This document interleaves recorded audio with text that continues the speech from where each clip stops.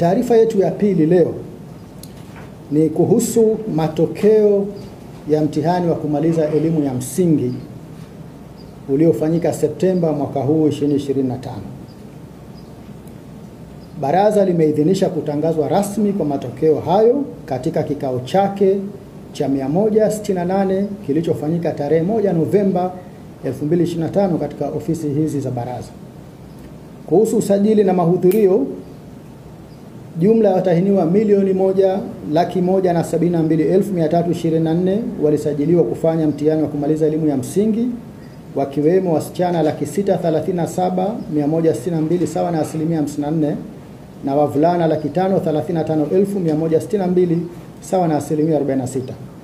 Kati ya watahiniwa waliosajiliwa, watahiniwa wenye mahitaji maalum walikuwa 4,682 sawa na 0.4%.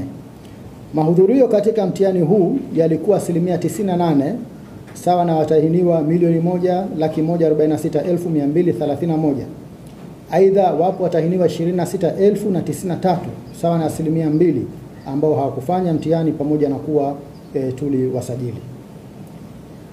Ufaulu kuhusu mtihani huu, matokeo yake, takwimu zinaonyesha kuwa ufaulu wa jumla umepanda kwa 0.93 na kufikia 81.80 kwa mwaka huu 2025 kutoka 80.87 ya mwaka 24 na 80.58 ya mwaka 2023.